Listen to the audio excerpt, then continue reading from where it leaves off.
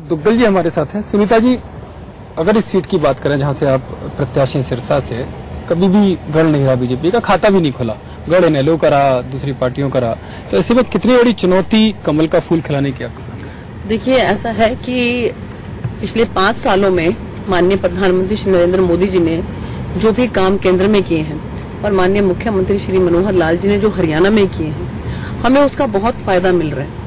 और लोग जो है अब ये मन बना चुके हैं कि उन्होंने कांग्रेस पार्टी को 2009 से लेकर 2014 तक अशोक तंवर जी को एमपी बनाकर उन्होंने देख लिया, और उसके बाद उन्होंने 2014 से लेकर 2019 तक जो है आईएनएलडी की रोडी को बना के देख लिया, और उनको लगा कि उन लोगों ने जो काम एक सांसद के रूप में करने चाहिए थे वो नहीं किए।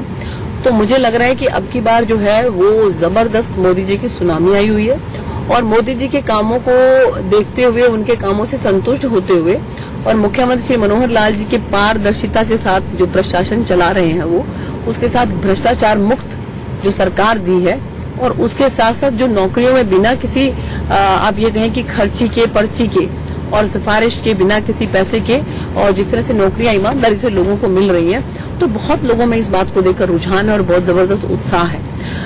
भारतीय जनता पार्टी को ये कहा जाता है कि ये शहरों की पार्टी है, लेकिन जिस तरह से काम सरकार ने किए, आप किसी भी गांव में जाके देख लीजिए, कहीं पे इंटरलॉकिंग हो रखी है, बहुत अच्छी उनकी गलियां बहुत अच्छी बनी हुई है, कहीं पर फिल्मी उनकी बनी हुई है, कहीं पर उनके बूस्टिंग स्टेशन लगे हुए हैं, कहीं पर उनके जो है सीवरेज का काम हुआ है, कहीं पर आप ये देखिए कि उनके स्कूल्स जो है वो अपग्रेड हो गए हैं और शेड बने हुए हैं इतने अच्छे अच्छे।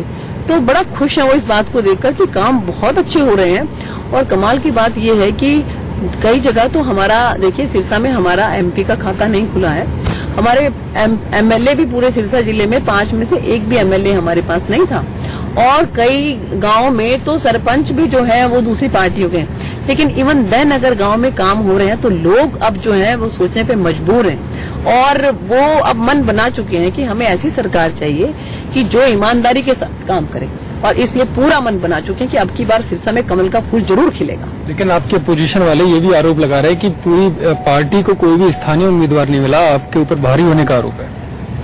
नहीं, कौन आरोप लगा रहा है भारी होने का? कौन आरोप लगा रहा है, आप मुझे बताइए। कोई भी कांग्रेस वाले, एनएलओ वाले, जेजेपी वाले। अगर आप कांग्रेस की बात करें तो कांग्रेस के अशोक तंवर है, वो क्या यहाँ के लोकल है? वो दिल्ली से नहीं आए, वो झज्जर से नहीं आए। अब बात करें आप आईएनएलडी वालों की, तो वो कुरुक्षेत्र में क्या लेने गए हुए हैं? क्या वहाँ के लिए वो बाहर ही है? हिसार में वो क्या लेने के लिए गए हुए हैं? और सोनीपत में क्या लेने के लिए गए हुए हैं? तो देखिए, ये इस तरह की अनर्गल बातें कोई तभी करता है जब उनके पास और कोई मुद्दा नहीं होता, और उनको नजर आ रहा होता है कि वो हार रहे हैं बुरी तरह से, तो बौखलाहट होती है ये सिर्फ जो इस तरह की बात की जाती है। मैं कहाँ से बाहर रही हूँ? आप ये देखिए कि हिसार में मेरी परवरिश हुई, और हिसार जब फतेहाबाद जिला जो है वो हिसार में था, तो उस समय जो है मैं हिसार में, मेरी स्कूल, कॉलेज, यूनिवर्सिटी, मेरी सर्विस भी वहाँ की है, और उसके बाद फतेहाबाद जो है वो कट के सिरसा में आ गया। तो बाहरी कहाँ से हुई मैं?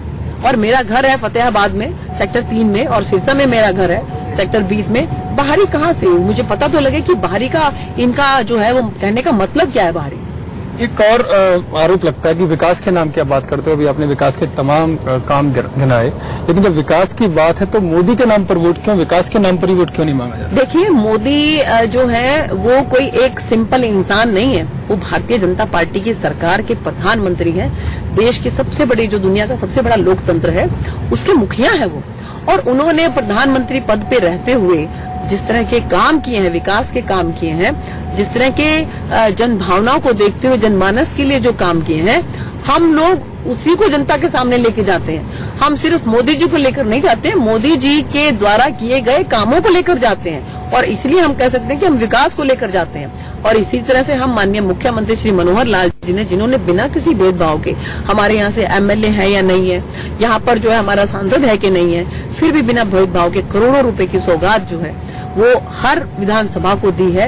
उन चीजों को लेकर हम जनता के बीच में जाते हैं, और जनता उस बात को सराहती है, बहुत अप्रिशिएट करती है। लेकिन ये भी आरोप है, खासकर अशोक तंवर लगाते हैं कि किसानों को ठगने का काम आपकी सरकार ने किया। आज किसान लाइन में लगने को मजबूर है, ऑनलाइन रजिस्ट्रेशन आपने करा दिया, गेहूं और सरसों की खेती जो उसका मूल्य मिलना चाहिए वो उसी में लगा रहता है, और पूरी तरह से बर्बाद होने के कगार पर आ गया। देखिए, ये भी खिसियानी बिल्ली खम्बा नोचे वाली बात है कि ये लोग किसान की बात करते हैं। जिन किसानों को इन्होंने 2.5 रुपए के 3-3 रुपए के चेक दिए, आज आप अगर गांव में जाके देखें तो खासकर अगर मैं सिरसा लोकसभा की बात करूं तो 550 करोड़ रुपए का फसल बीमा योजना के तहत यहां पर लोगों को मुआवजा मिला है। लाखों रुपया उनके खाते में आए। यहाँ के किसान जो है बहुत खुश है इस बात को लेकर कि पहली बार ऐसा हुआ है कि बिल्कुल उनके खाते में कैश आ गया और वो भी इतना ज्यादा।